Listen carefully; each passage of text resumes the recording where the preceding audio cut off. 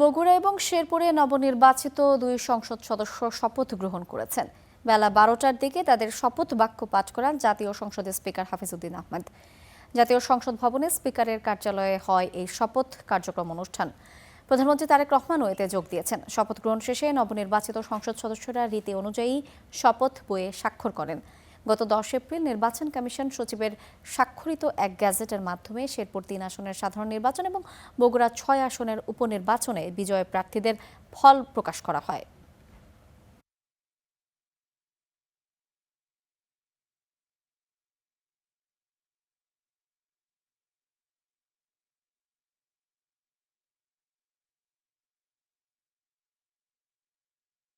ত্রয়োদশ জাতীয় সংসদের সংরক্ষিত নারী আসনের জন্য গত 2 দিনে 1072টি মনোনয়নপত্র বিক্রি করেছে বিএনপি। এ সময়ে জমা পড়েছে 300টি মনোনয়ন। সকালে নয়াপল্টনে বিএনপির কেন্দ্রীয় কার্যালয়ে সাংবাদিকদের এ তথ্য জানিয়েছেন দলটির সিনিয়র যুগ্ম মহাসচিব রুহুল কবির রিজভী। তিনি বলেছেন, গত 19 বছর যারা বিভিন্ন আন্দোলন সংগ্রামে অবদান রেখেছেন, এবার তাদেরকেই মনোনয়ন দেবে দল। পরে শনিবার কণ্ঠশিল্পী কনক চাপার সাথে খারাপ আচরণের বিষয়ে দুঃখ প্রকাশ করেছেন রুহুল কবির রিজভী। কনক চাপার সাথে দুর্ব্যবহারের সাথে জড়িতদের বিরুদ্ধে সাংগঠনিক ব্যবস্থা নেওয়া হবে বলেও জানিয়েছেন তিনি। সংরক্ষিত নারী আসনে বিএনপির দলীয় মনোনয়ন ফর্ম বিক্রি এবং জমা দেওয়ার শেষ দিন আজ।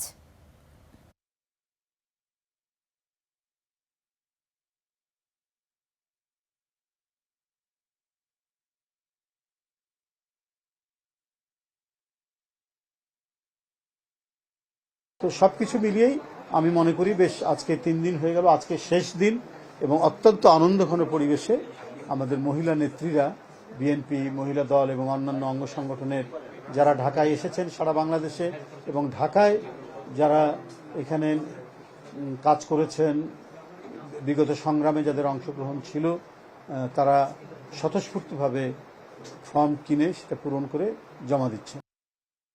এ বিষয়ে বিস্তারিত জানাতে সরাসরি যোগ দিচ্ছেন সহকর্মী এনামুল হক।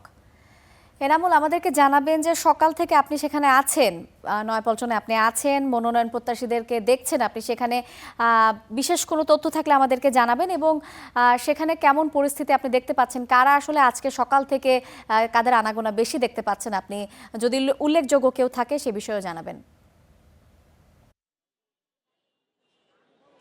ধন্যবাদ ইমা। আমি এই মুহূর্তে রয়েছি রাজধানীর পল্টনে বিএনপির যে কেন্দ্রীয় কার্যালয় রয়েছে এখানে আমরা সকাল থেকে দেখতে পাচ্ছি যে বিএনপির যারা সংরক্ষিত নারী আসনের প্রার্থী রয়েছে তারা কিন্তু আসছেন, সকাল থেকেই মনোনয়ন তুলছেন, কেউ কেউ মনোনয়ন জমা দিচ্ছেন।